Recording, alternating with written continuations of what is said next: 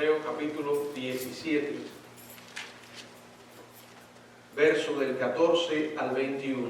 Mateo capítulo 17, del 14 al 21. Yo leeré y ustedes siguen con la vista. Cuando llegaron al gentío, vino a él un hombre que se arrodilló delante de él diciendo: Señor, ten misericordia de mi hijo, que es lunático y padece muchísimo. Muchas veces cae en el fuego y muchas veces en el agua, y lo he traído a tus discípulos, pero no le han podido sanar. Respondiendo Jesús dijo: Oh generación incrédula y perversa, ¿hasta cuándo he de estar con vosotros? ¿Hasta cuándo os he de soportar? Traédmelo acá. Y reprendiendo Jesús al demonio, el cual salió del muchacho, y éste quedó sano desde aquella hora. Viniendo entonces los discípulos a Jesús aparte, dijeron: ¿por qué nosotros no pudimos echarlo fuera? Jesús les dijo: por vuestra poca fe, porque de cierto os digo que si tuviereis fe como un grano de mostaza, diréis a este monte: pásate de aquí a allá, y se pasará, y nada os será imposible. Pero este género no sale sino con oración y ayuno. El estudio de esta noche lo hemos titulado Cuando falta la fe. Oremos. Padre, gracias por tu bendita palabra. Gracias porque tú, Señor, has dejado tu voluntad con tu pueblo. Ayúdanos ahora, Señor, a escudriñar las verdades que están en la Biblia y que lo podamos hacer con un corazón humilde, reconociendo, Señor, que eres tú quien hablas. Tu Espíritu nos ilumine para entender lo que tienes para nosotros en esta noche. Te lo pido en el nombre de Jesucristo. Amén. Pueden sentarse, hermanos. Como dije, el estudio lo hemos titulado Cuando falta la fe.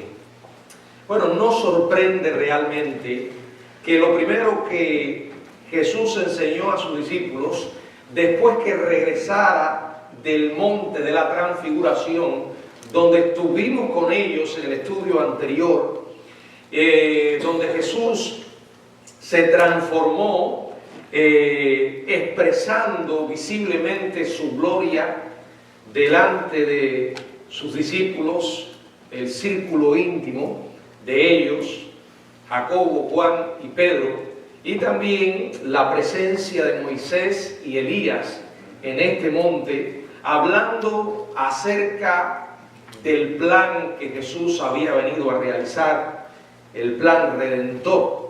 Cuando descienden de ese monte, no es sorprendente que la primera lección que Jesús les da a sus discípulos fue acerca de la fe. Ellos habían visto la manifestación gloriosa del Hijo de Dios, habían visto cómo el Señor Jesucristo se manifestó en su deidad.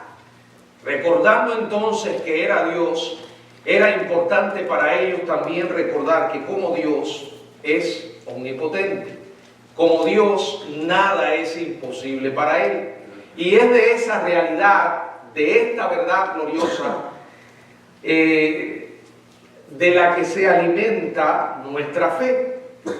El punto no es simplemente decir yo tengo fe, porque la gente de otras religiones, creyentes en otros dioses, dicen tener fe. Aquí lo importante es quién es el objeto de nuestra fe, o sea, sobre quién descansa nuestra fe, en quién hemos puesto nuestra fe. Ellos habían visto a Dios manifestado en carne, descienden de ese monte glorioso, y la primera lección que Jesús les da es acerca de la fe. Ahora los discípulos se enfrentan cara a cara con la realidad de su propia falta de poder. Y esa falta de poder radica o radicaba en la falta de fe que había en ellos. Y el Señor utiliza esta primera situación trágica después de la transfiguración como un ejemplo vivo de un principio que quería enseñar: la importancia de la fe. Él a través de esta experiencia, nos enseña que hay momentos cuando la fe falta. Y cuando esa fe falta, estamos destinados a la derrota y al fracaso. Y esto fue precisamente lo que experimentaron estos discípulos frente a una situación desesperada de un padre profundamente angustiado por la miseria en la que se encontraba su hijo. Vamos a considerar esta historia viendo varios aspectos. En primer lugar, la súplica de un padre desesperado. Y lo primero dice la Biblia en el verso 14, cuando llegaron al gentío, vino a él un hombre que se arrodilló delante de él diciendo: Señor, ten misericordia de mi hijo, que es lunático y padece muchísimo, porque muchas veces cae en el fuego y muchas en el agua.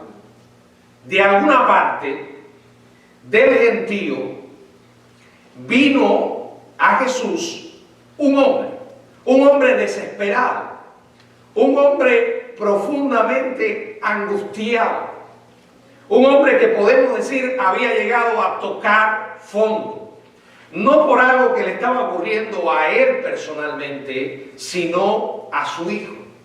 Y los que somos padres entendemos que este tipo de dolor es mayor que el que podamos sentir nosotros en caso de que fuésemos los que estamos en el problema. El amor de un padre es capaz de ocupar el lugar de un hijo en desgracia. ¿Cuántas veces no vemos a nuestros hijos enfermos, pasando por problemas, y humanamente desearíamos estar en su lugar para evitarles el dolor? Así somos los padres. Así es el amor del padre y de la madre. Y este hombre estaba desesperado. Estaba desesperado porque su hijo estaba en una situación muy triste. Dice que llegó y ¿qué fue lo que hizo? Dice que se arrodilló delante de él. Ese acto expresa humildad. Ese acto es en cierta manera también una expresión de alguien que se le han agotado los recursos y que llega a la persona que cree puede ayudarle. Y él no llega demandando, él no llega reclamando, él no llega declarando. Fíjense qué actitud tan distinta la de este padre a los conceptos promovidos y enseñados por el movimiento Palabra de Fe. Ese movimiento carismático contemporáneo que dice que la fe es un medio para ordenar y manipular a Dios. ¿Cuántas veces hay cristianos que repiten una y otra vez como papagayos? No, porque ya yo me declaré sano. Y si yo me declaro sano, Dios me va a sanar. ¿Y dónde está en ese concepto torcido la voluntad de Dios? ¿Dónde está la soberanía del Dios vivo en semejantes ideas? Por favor, que alguien me diga si en esta historia, como en otras que aparecen en la Biblia, hay realmente base para sostener semejantes disparates. Lo que sucede es que muchos que van a estos lugares escuchan estas cosas y las repiten sin consultarlas con la Biblia. No, la fe es un medio para agradar a Dios. Dice la Biblia que sin fe es imposible agradar a Dios. Pero jamás es un medio para manipular o controlar a Dios. Él va a hacer lo que quiera hacer. Por misericordia, nosotros pedimos muchas veces sanidad para nuestras vidas o la vida de las personas que amamos, pero siempre nos sujetamos a la voluntad de Dios. Este hombre llegó y no llegó sino pidiendo misericordia. Ten misericordia de mi hijo. E inmediatamente pasa a describir la condición desesperada de su hijo y de él. Porque lo que el hijo sufría, lo sufría él. Dice, es lunático. Y además padece, ¿cómo? O sea, no era un dolor de muelas que tenía el hijo. No era un dolorcito de cabeza. No era una gripe. Este muchacho estaba atormentado por un demonio que lo hacía padecer.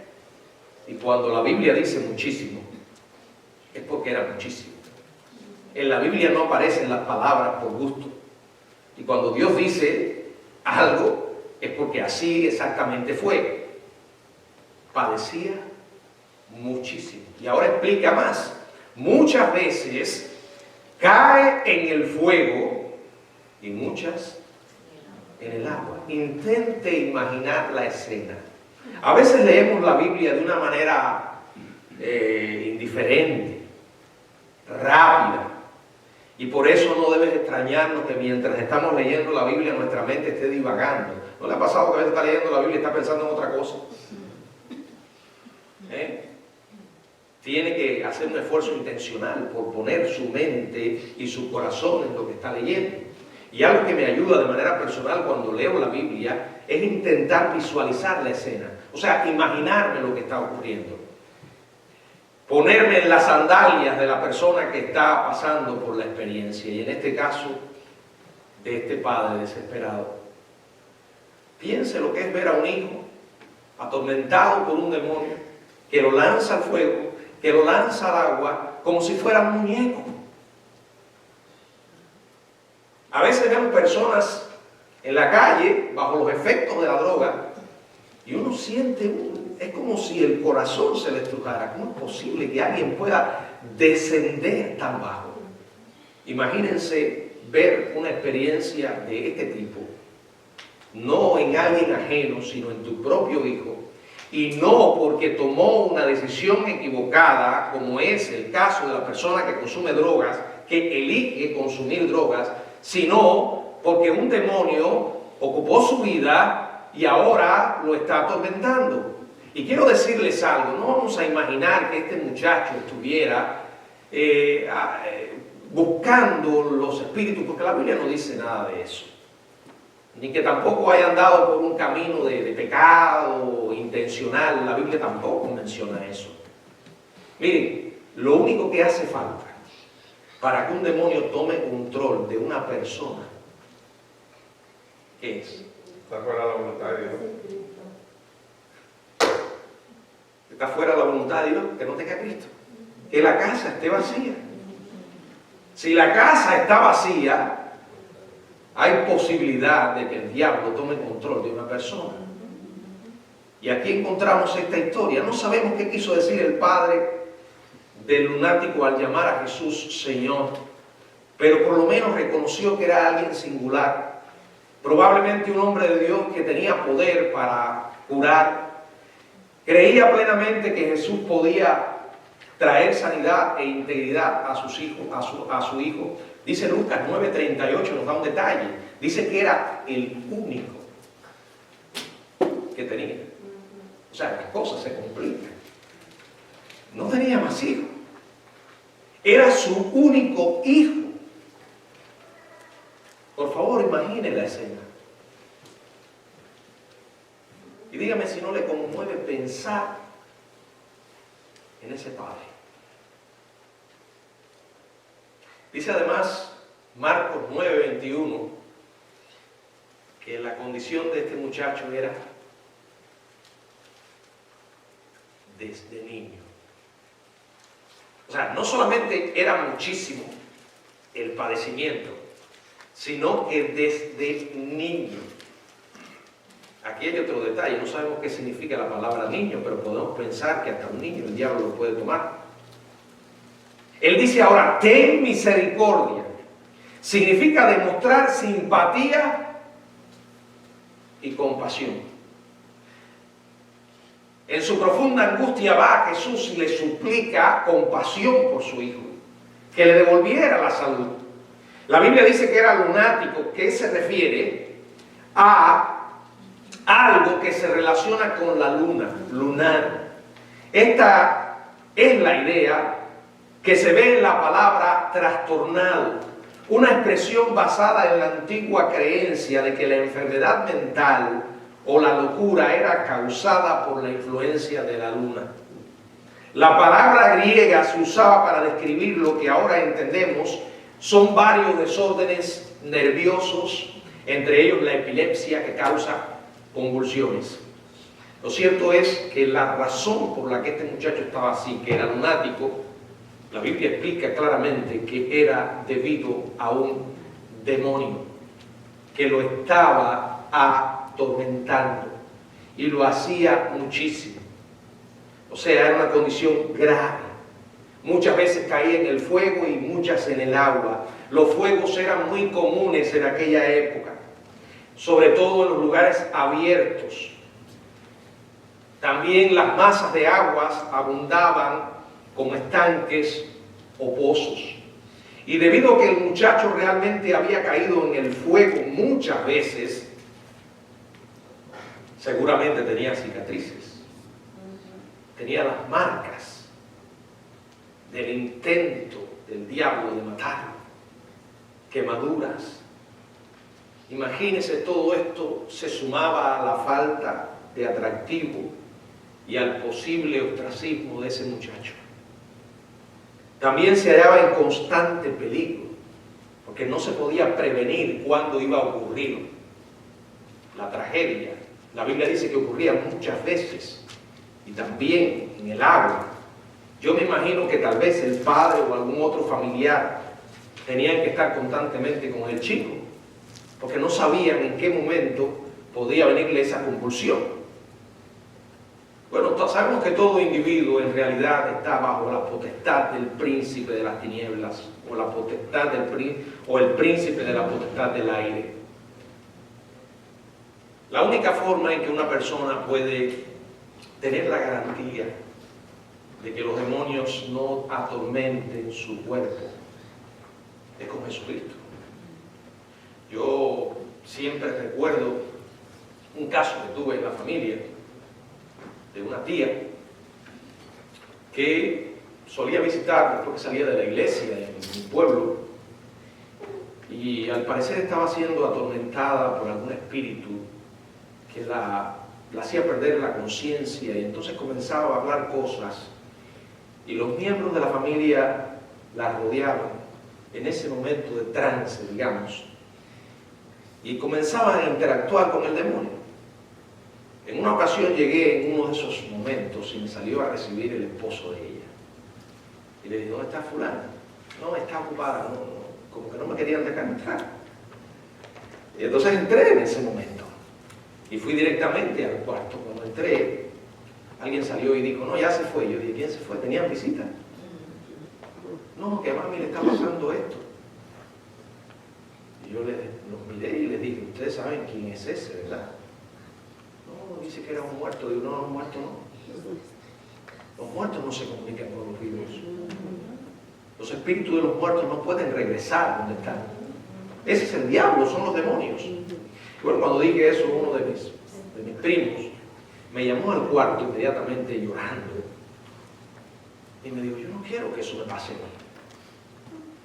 Y cuando me dijo eso, yo le dije, mira, ¿quieres que te diga algo? La única garantía de que no te va a pasar es que tengas a Jesucristo en tu vida. Que la casa de tu vida esté ocupada por el Señor. Y ahí le pude predicar el Evangelio. Y es una verdad, no es que uno use eso para atormentar a nadie ni meterle temor, pero es cierto. Los demonios pueden tomar control de una persona que no tenga a Cristo.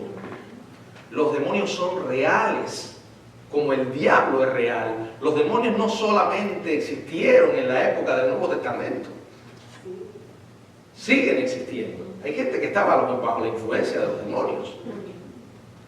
Los cristianos no tenemos que preocuparnos porque los demonios nos vengan a poseer.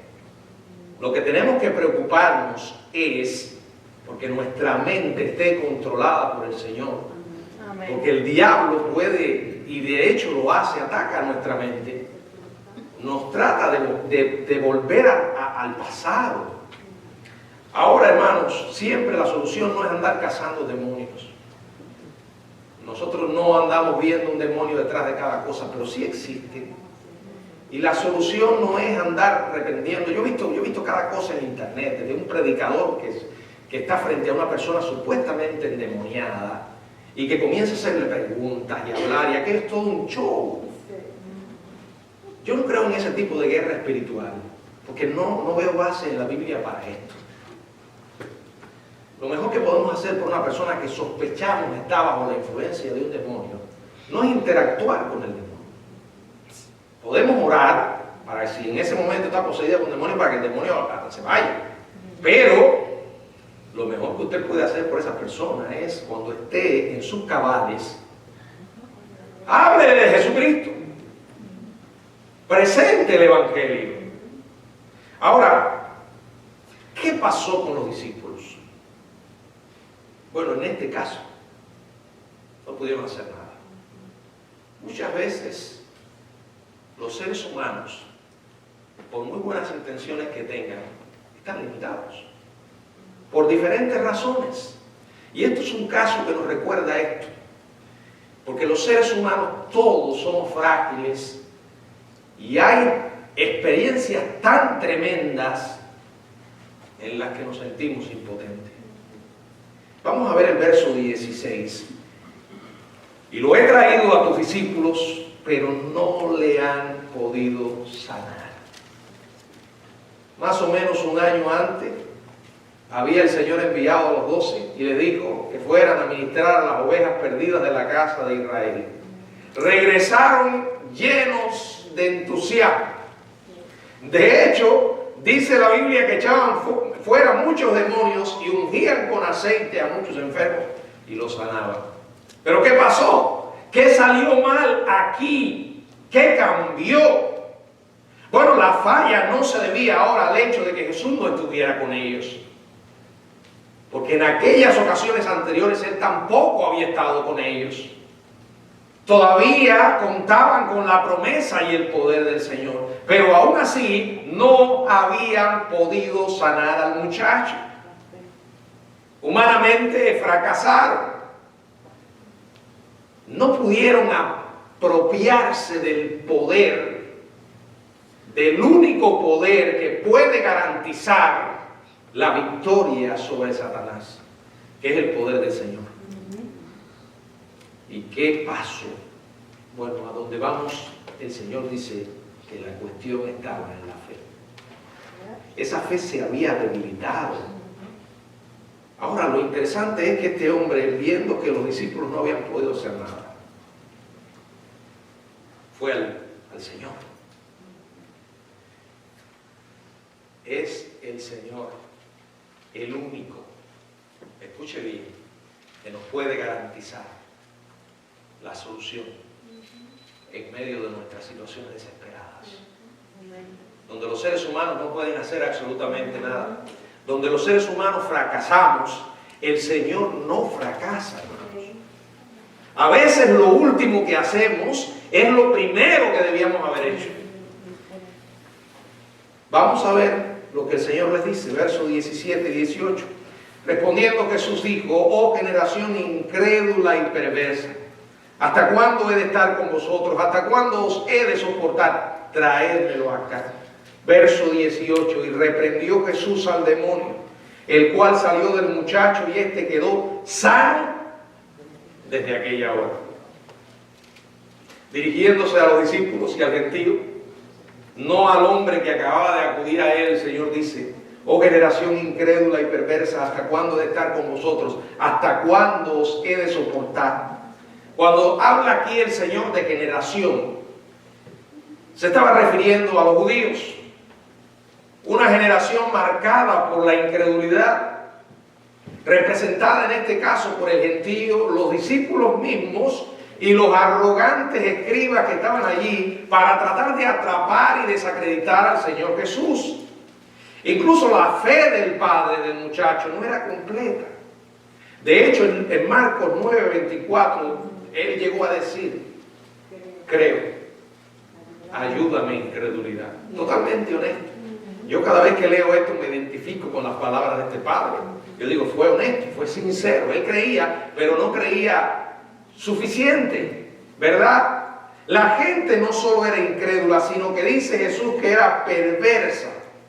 Perversa en el sentido espiritual. Y esto es raíz de la incredulidad. Cualquier individuo que no confía plenamente en Dios va a tener un punto de vista distorsionado acerca de quién es el Señor y su voluntad. Aquí él hace dos preguntas. ¿Hasta cuándo he de estar con vosotros? ¿Hasta cuándo os he de soportar? Él pregunta, quizás tanto para sí como para ellos. Él había venido a hacer la voluntad del Padre. No hay una persona en la Biblia que haya buscado a Jesús y que Jesús lo haya rechazado. Y en este caso él dice, traédmelo acá. Y aquí ocurre el encuentro entre Jesús y este espíritu diabólico. Y reprendiendo Jesús al demonio, el cual salió del muchacho y se quedó sano desde aquella hora. Reprendió, dice la palabra, al demonio. Bueno, no le quedó otra alternativa que abandonar el cuerpo del muchacho. Y cuando esto ocurre, ¿qué pasa? Dice que quedó sano desde aquella hora. Mientras el chico aún estaba en el estupor semejante a la muerte y en que el demonio lo había dejado, dice Marcos 9:27, Jesús, tomándole de la mano, lo enderezó y lo levantó. ¡Qué tremendo! Una transformación instantánea de una vida miserable a una vida digna, de una vida desesperada a una vida de esperanza, de paz. Ahora intente imaginar lo que significó esto para la vida de este chico. Una vida normal, como los demás muchachos. A partir de ese momento ya podía jugar con otros chicos sin temor de ser lanzado repentinamente a un fuego para quemarse o al agua para ahogarse.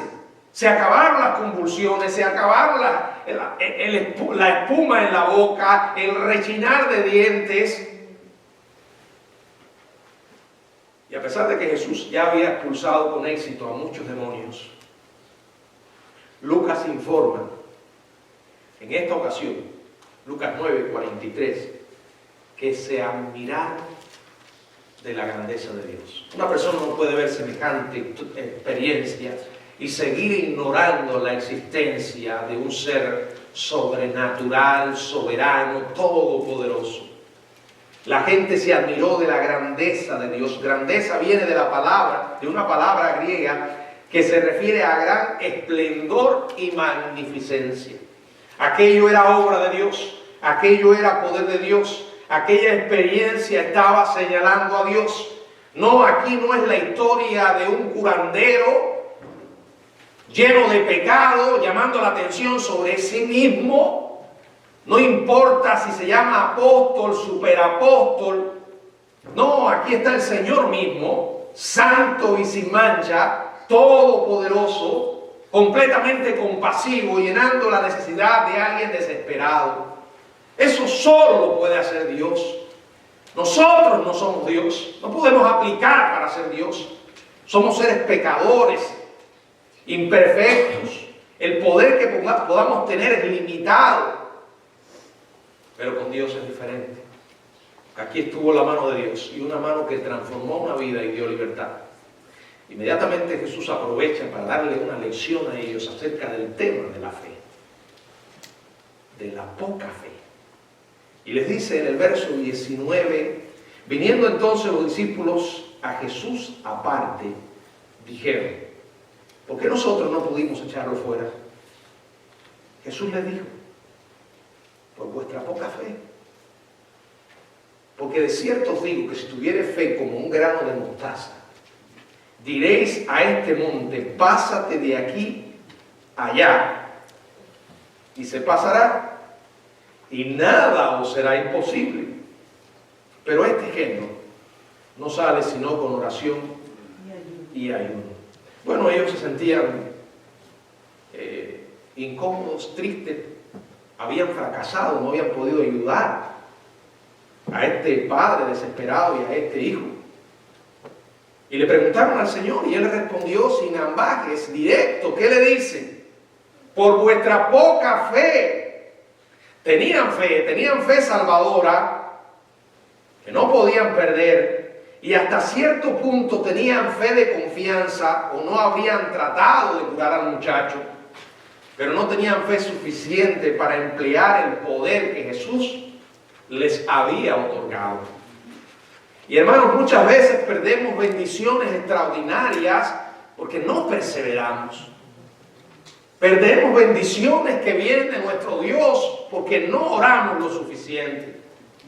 Y entonces el poder de Dios no se manifiesta, no porque Dios haya dejado de ser poderoso, sino porque nosotros no hemos persistido, no hemos buscado el poder que Dios ha prometido. Y continuando con esa lección les dice, de cierto os digo que si tuviereis fe como un grano de mostaza, diréis a este monte, pásate de aquí a allá y se pasará.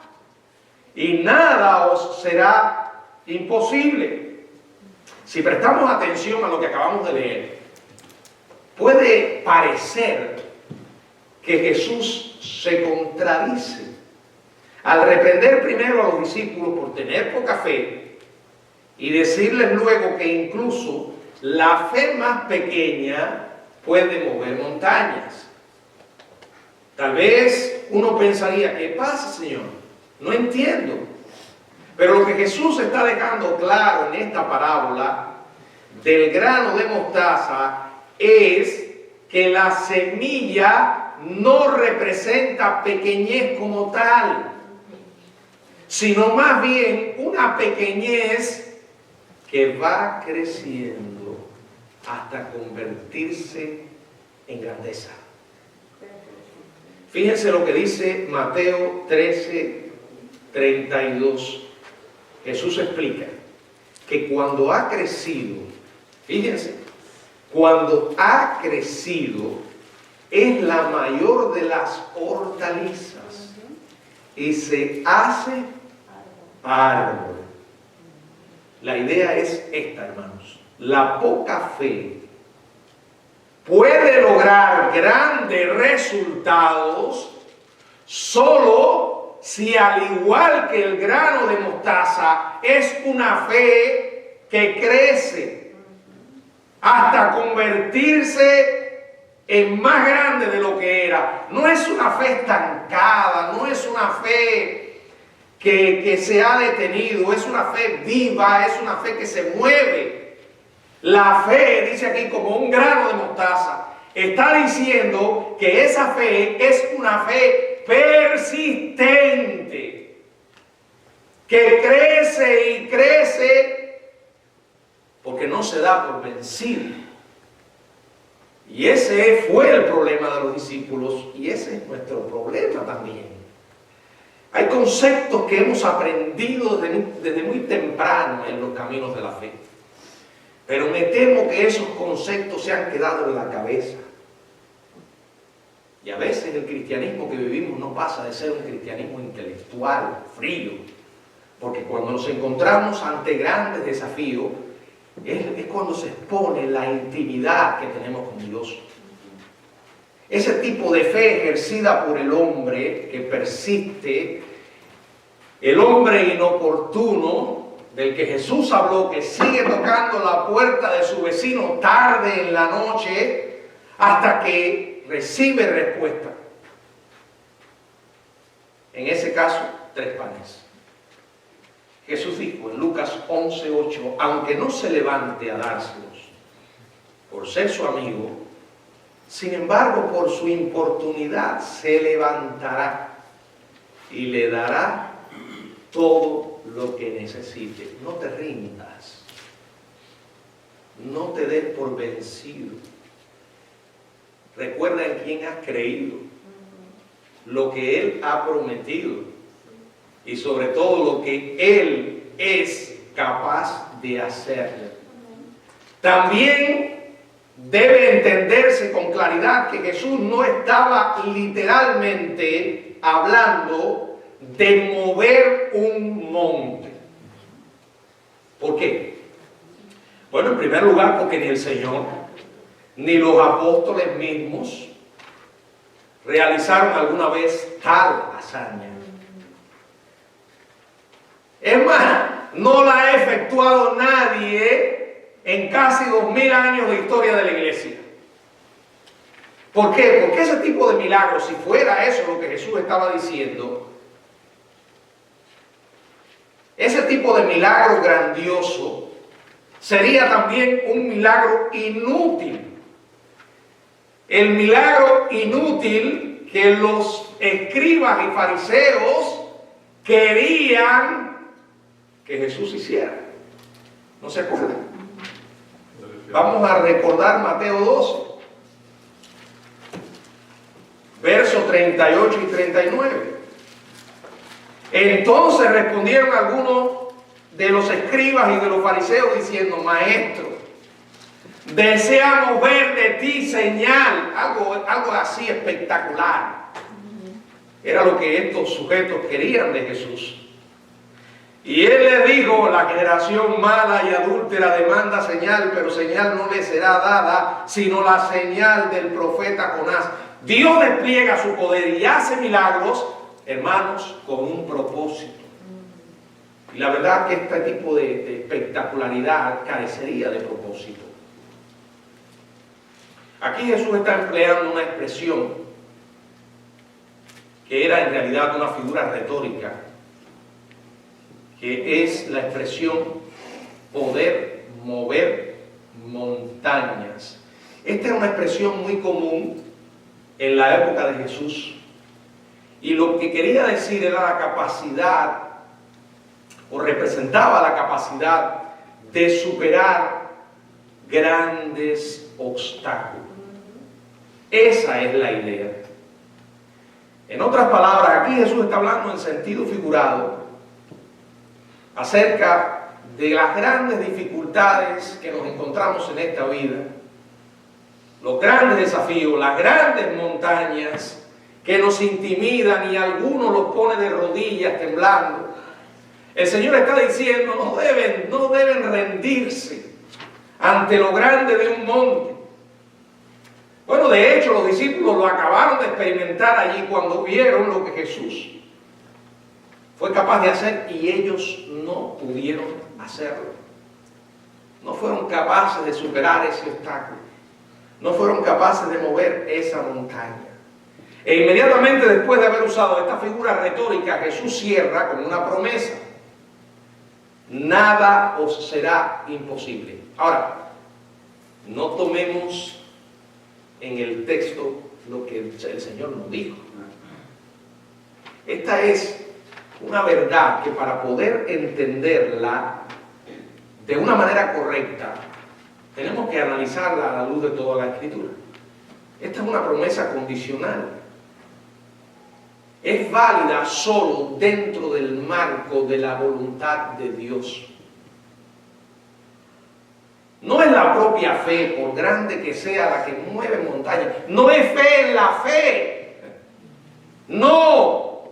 Sino en el Dios en el cual está cimentada la fe. Los conceptos que hoy son tan populares son consecuencia de verdades retorcidas, mal interpretadas, y se parecen más a eso que acabé de decir: fe en la fe, que fe en el Dios vivo. Yo he oído predicadores decir que el Señor está obligado a hacer cualquier cosa que tú le pidas con fe. No. Eso es un error totalmente equivocado. Cuando Jesús dijo al leproso samaritano y al ciego de Jericó: tu fe te ha salvado, no quiso decir que esa fe en sí los hubiera salvado, pues eso habría significado que ambos hombres se salvaron por sí mismos. Y no fue así. El planteamiento de Jesús de que nada os será imposible, para poder entenderlo, agreguemos esto: cuando confíen en mí. Cuando estén orando y confíen en mí y persistan. y de verdad estén buscando mi voluntad. Seamos honestos. Si esto no significara lo que acabo de decir, lo primero que haríamos es tomar esto como un cheque en blanco. Vamos a poner la cantidad que querramos. Nos encontraríamos convirtiendo a Dios en una especie de genio de la lámpara, una especie de mago que no pasaría de ser un sirviente a nuestro servicio. ¿Cuántas veces no hemos visto gente pidiendo tantas ridiculeces? Pidiéndole a Dios simplemente que supla sus caprichos. En ninguna parte de la Biblia yo encuentro que el Señor prometa satisfacer nuestros caprichos. Él ha prometido satisfacer nuestras necesidades. Y si nuestras oraciones son conforme a la voluntad de Dios, Él lo hará. Pero Dios no va a hacer algo simplemente para conceder nuestros antojos. Si así fuera, ¿cuánta gente desconectada de Dios no se encontrarían pidiendo? Hermanos, yo lo he visto, ahí están. No se complacen con tener una casa, quieren tener una casa de millonario. No se complacen con tener un auto para moverse, sino que quieren el último auto. O no se complacen con tener dinero para comprar un boleto en un avión público y viajar a otra ciudad, quieren un avión particular. Yo estoy seguro que si yo tuviera aquí alguno de estos payasos, me diría: usted lo que le pasa es que no tiene fe. A mí me da la fe para creer que yo puedo tener una casa. Bueno, yo me pongo a caminar todos los días por ahí, por la zona de Baldwin, y paso por el lado de tremendas mansiones. Y créanme, humanamente sería algo atractivo que de pronto dijera: voy a declarar que esta casa es mía. Muy atractivo, muy carnal, muy humano. Pero el punto es este: no se trata de fe. Yo le podría preguntar a uno de esos personajes: ¿dónde tú encuentras eso en la Biblia? Si tú me lo muestras, te vas a ganar mi respeto. Mientras no me lo muestres, seguirás siendo un payaso. No está en la Biblia, simplemente, hermanos. No hay sustento para el mal llamado evangelio de la prosperidad. Y digo mal llamado porque evangelio es uno solo.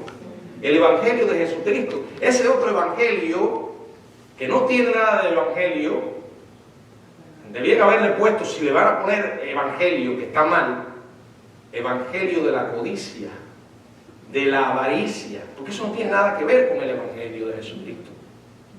Yo leo pasajes donde Pablo escribe a las personas ricas y los está llamando constantemente al equilibrio, a no poner su confianza en las riquezas. ¿De dónde sacan eso? Yo se los voy a decir: del Antiguo Testamento. ¿Por qué? Porque las bendiciones para Israel sí eran en primer lugar bendiciones materiales. Generalmente cuando Dios estaba bendiciendo a Israel por su obediencia, Dios lo prosperaba. Pero eso no es una hermenéutica correcta. Tomar pasajes del Antiguo Testamento y aplicármelos a mí. Vamos a leer toda la Biblia, vamos a mirar el Nuevo Testamento, donde aparece la iglesia, donde están las instrucciones del Señor para nosotros. Hermanos, la voluntad de Dios es lo primero.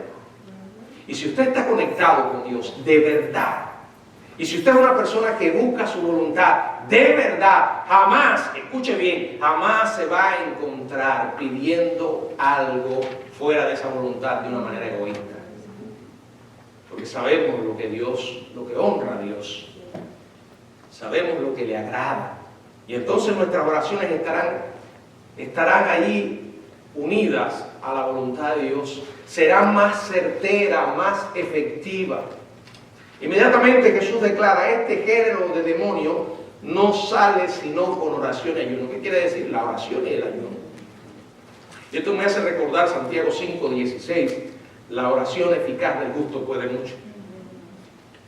Yo creo más en aquellos hermanos de fe que tienen la oración como un estilo de vida que cualquier otro que diga que tiene tanta fe. La fe no es algo que expresamos en palabras. No se trata de andar tirando frases espirituales. Es un estilo de vida. Y ese estilo de vida se fortalece en una relación privada con el Señor todos los días, tomando en serio la oración y no como una especie de frase para sacarnos de apuro. La oración no es un extintor contra incendios que constantemente estamos usando para apagar fuegos por aquí y fuegos por allá. La oración es una manera de vivir. Miren, voy a terminar con esta historia. Durante un momento en su ministerio, yo no sé cuántos de ustedes saben quién es George Muller. Bueno, a este hombre se dedicó a fundar orfanatos y los sustentó simplemente con oración. Él dijo: nunca voy a pedir nada para los niños, solo le voy a pedir a Dios, no le voy a pedir nada a los hombres. Y déjenme decirle que la historia de este hombre es impresionante, cómo Dios contestó las oraciones una y otra vez. Y se cuenta que este hombre comenzó a orar por 5 amigos personales. Dicen que no fue sino hasta 5 años después que el primero de ellos llegó a Cristo. Después de 5 años más, 2 de ellos se volvieron cristianos. Y tras 25 años, el cuarto de estos hombres fue salvo. Se dice que George oró por el 5.º amigo hasta el mismo momento de su muerte. Pocos meses después, de lo cual el último amigo llegó a la salvación. Por ese amigo estuvo orando más de 50 años. Este hombre tomaba en serio la oración, hermanos. Porque cuando tomamos en serio la oración, estamos tomando en serio al Dios que responde las oraciones. A veces repetimos frases de una manera mecánica que no son reales. No creo que tengamos mala intención, porque yo lo he hecho, pero no expresa la realidad. ¿Cuántas veces no hemos oído decir la oración es poder? ¿No lo han oído? Y es verdad que la oración es poder. No. El poder está en el Dios de la oración. Cuando oramos simplemente estamos hablando con Él. Pero así de simple no es real, porque los cristianos no somos los únicos que oramos. En realidad hay personas de sectas y otros grupos que hablan con sus dioses.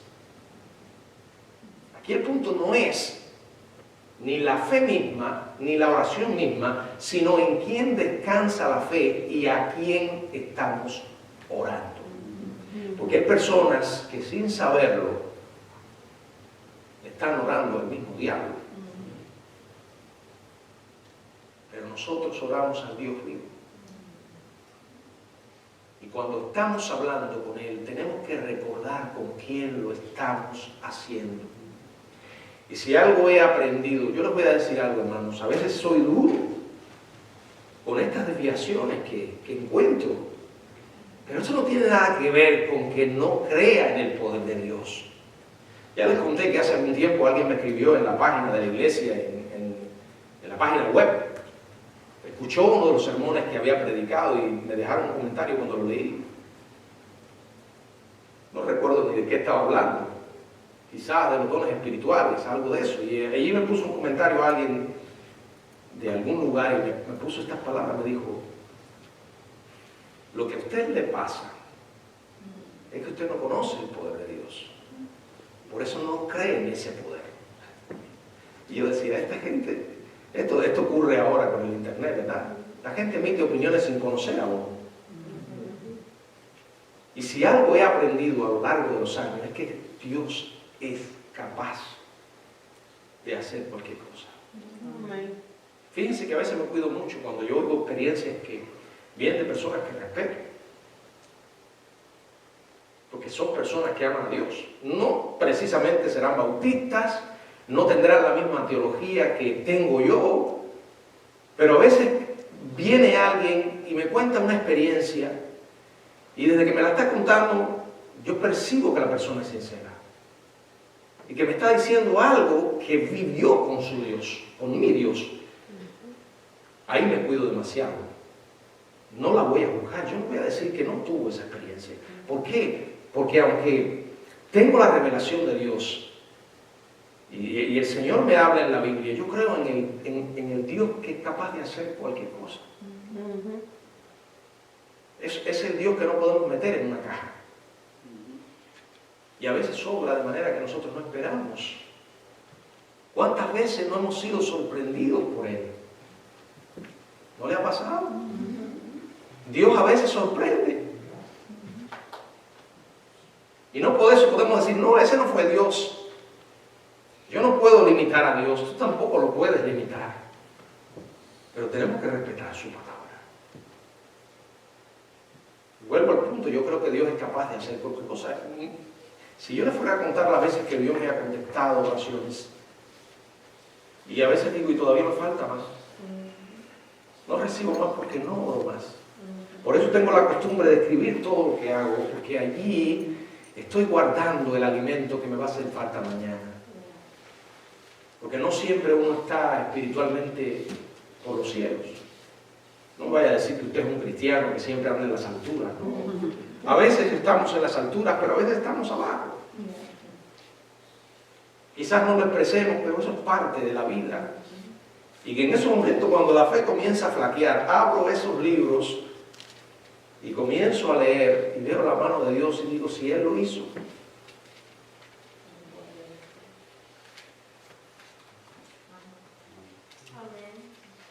Hermano, el Señor es real. Lo que pasa es que nosotros no lo vemos.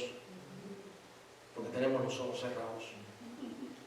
Porque no oramos más. Aquí no se trata de ir a buscar a un iluminado.